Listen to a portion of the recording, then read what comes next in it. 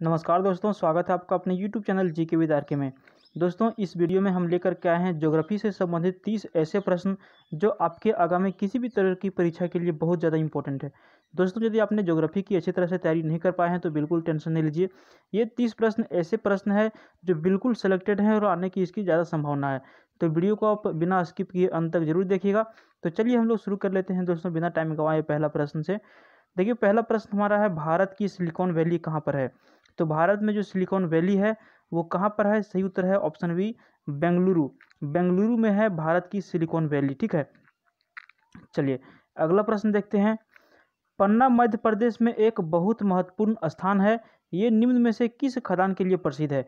तो देखिए, मध्य प्रदेश में पन्ना एक जगह का नाम है और यहाँ पे एक खदान है। ठीक है, तो इस खदान से क्या प्राप्त होता है हमें? तो सही उत्तर है ऑप्शन सी, हीरा। देखिए, भारत का सबसे बड़ा जो हीरा का खान है वो पन्ना में ही है, तो ऑप्शन सी यहाँ पर सही है। और पन्ना किस राज्य में है? तो मध्य प्रदेश राज्य में है। अगला प्रश्न है, सौर मंडल का जन्मदाता किसे कहा जाता है? तो देखिए, सौर मंडल का जो जन्मदाता कहा जाता है वो कहा जाता है सूर्य को। ऑप्शन डी यहाँ पर सही है। अगला प्रश्न है 4 नंबर, सूर्य और पृथ्वी के मध्य न्यूनतम दूरी कब होती है?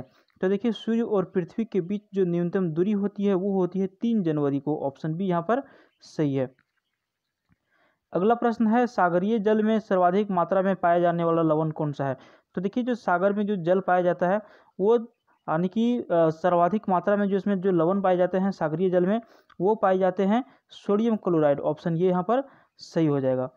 अगला प्रश्न है, शिव समुद्रम जलप्रपात किस नदी पर स्थित है?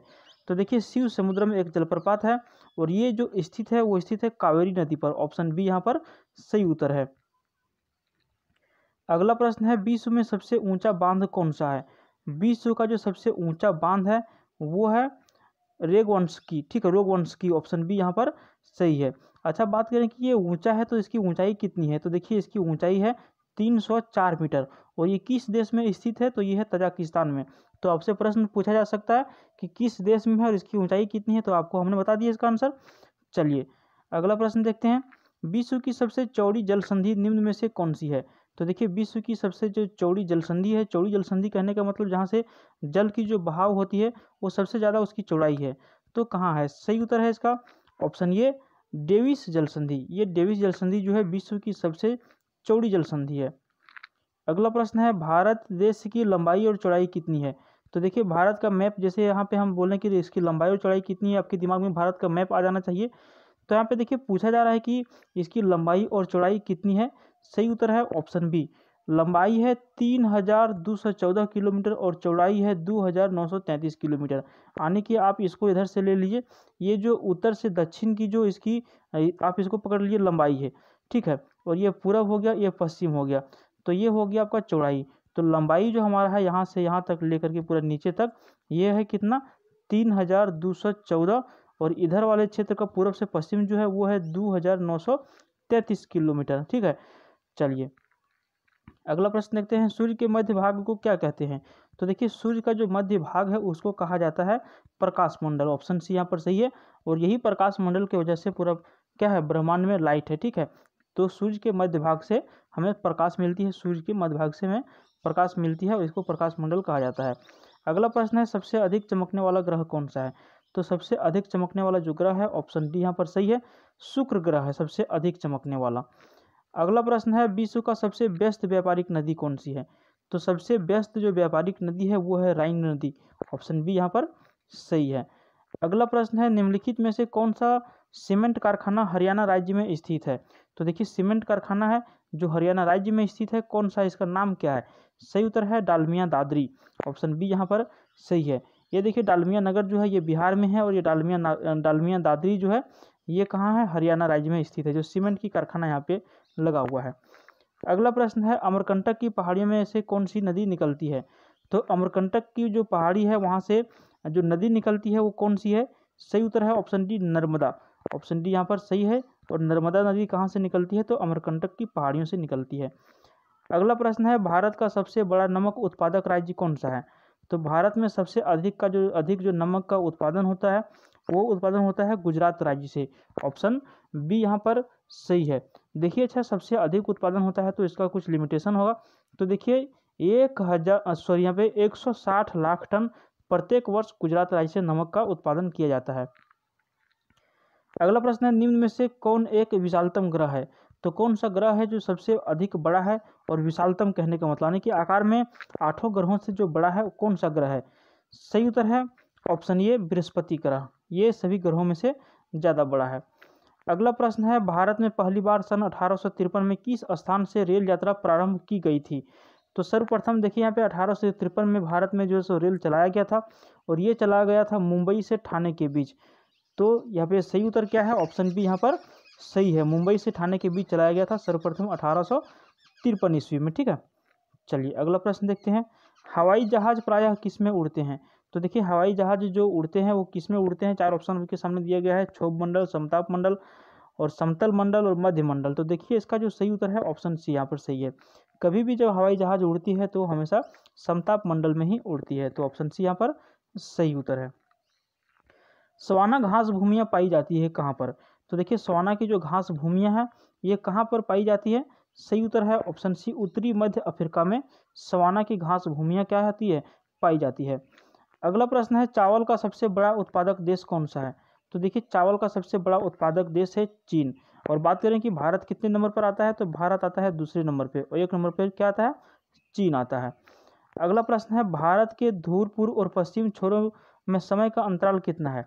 देखिए आप सबसे पहले आपको बता दें कि भारत के ध्रुव यानी कि पूर्व और यहाँ से समझ लीजिए आप कि पूर्व और पश्चिम छोरों में समय का जो अंतर है कितना है। देखिए यहाँ पे देखिए ये जो भारत का मान के चलिए हमारा मैप है, ये हमारा उत्तर हो गया, दक्षिण हो गया, ये पूरब हो गया और ये पश्चिम हो गया।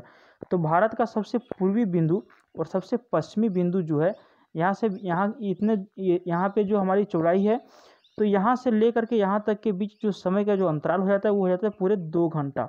तो यहाँ पे ऑप्शन सी सही है। ठीक है, तो पूर्व और पश्चिम के बीच की जो समय का अंतराल होता है वो कितना होता है? 2 घंटा का अंतर है। मान के चलिए यहाँ पे सुबह का 8 बज रहा होगा तो एकदम पश्चिम वाले बिंदु पे क्या बज रहा होगा? 10 बज रहा होगा। ठीक है, तो इस तरह से 2 घंटे का समय का यहाँ पे अंतराल है। अगला प्रश्न है, कौन सी चट्टानें प्राणियों के खोल और अस्थि कंकाल से बनती है? तो चट्टान के बारे में पूछा जा रहा है जो किसी भी प्राणी के खोल यानी कि यहाँ पे समझ सकते हैं आप खाल यहाँ पे और अस्थि या फिर उसकी कंकाल से बनती है। तो इसका सही उत्तर है ऑप्शन बी, चूना पत्थर। चूना पत्थर जो चट्टान है वो किसी भी जानवर के, किसी भी प्राणी के खाल और अस्थि से बना हुआ होता है। अगला प्रश्न है, भारतीय रेलवे का डीजल इंजन वर्क्स निम्नलिखित में से किस शहर में बनता है? तो सही उत्तर है ऑप्शन सी, बनारस शहर में बनता है भारतीय रेलवे डीजल इंजन वर्क्स। ठीक है, तो जिसका जो डीजल वाला जो इंजन बनता है कहाँ पे बनता है रेल का? तो बनारस में बनता है। वायुमंडल के ऊपरी भाग में ओजोन परत हमारी रक्षा किससे करती है? तो देखिए वायुमंडल के जो ऊपरी भाग है ओजोन परत से हमारी रक्षा करती है, वो किस चीज़ से करती है? तो इसका सही उत्तर है ऑप्शन सी, पराबैंगनी विकिरण से। ठीक है, पराबैंगनी विकिरण से हमारी रक्षा करती है। संसार में सबसे अधिक वर्षा वाला स्थान कौन सा है? तो सबसे अधिक जो वर्षा होती है संसार में उस जगह का नाम पूछा जा रहा है। इसका सही उत्तर है ऑप्शन डी, मासिनराम। और ये मासिनराम कहाँ है? तो ये भारत में ही है मासिनराम। ठीक है, 7 सिस्टर में आती है, पूर्वोत्तर भारत में ये आता है जगह मासिनराम, संसार के सबसे अधिक वर्षा होने वाला स्थान है। अगला प्रश्न है, ब्रह्मपुत्र नदी निम्न में से किस हिमनद से निकलती है? तो देखिए ब्रह्मपुत्र नदी जो है वो किस हिमनद से निकलती है? हिमालय का किस भाग से निकलता है? तो इसका जो सही उत्तर है ऑप्शन डी, यहाँ पर इसका सही उत्तर है चेमायुंगडुंग। ठीक है, और ये हिमालय पार की नदी है और ये तिब्बत के मानसरोवर झील से निकलती है। ठीक है, और चीन में बहते हुए यहाँ पे भारत में ये प्रवेश कर जाती है। चलिए अगला प्रश्न देखते हैं, उत्तर पूर्वी भारत में बहने वाली राष्ट्रपारीय नदी कौन सी है? तो ये भी हमने आपको इसका आंसर बता दिया। पूछा जा रहा है कि उत्तर पूर्वी भारत में बहने वाली राष्ट्रपारीय यानी कि इस राष्ट्र से नहीं दूसरे राष्ट्र से जो नदी आती है उसको कहा जाता है राष्ट्रपारीय नदी। तो कौन सी नदी है? ब्रह्मपुत्र नदी है, जो चीन के मानसरोवर झील से निकल करके बहते हुए हिमालय के बगल से बहते हुए भारत के अरुणाचल प्रदेश में आके प्रवेश करती है। ठीक है, तो ये फिर भारत में बहने लगती है। चलिए अगला प्रश्न देखते हैं, भारत में सबसे पुरानी नदी घाटी परियोजना कौन सी है? भारत की सबसे पुरानी जो नदी घाटी परियोजना है वो कौन सी है? सही उत्तर है ऑप्शन बी, दामोदर। दामोदर जो है सबसे पुरानी नदी घाटी परियोजना है भारत की। सॉरी। काली मिट्टी मुख्यतः किस फसल के साथ संबंधित है? तो देखिए काली मिट्टी का जो संबंध है वो कपास की खेती से है। कपास की खेती जो है काली मिट्टी में ही ज़्यादा उपज होता है और इसलिए कपास की खेती काली मिट्टी में ही किया जाता है। तो दोस्तों आज के वीडियो में इतना ही। ये हमने 29 प्रश्न को जो देखा, ये सारे प्रश्न सेलेक्टेड हैं और आप इसको जरूर रट लीजिएगा। हो सकता है आपके आगामी किसी भी तरह की परीक्षा में ये प्रश्न पूछे जा सकते हैं। मिलते हैं फिर किसी दूसरे वीडियो में, तब तक के लिए बाय।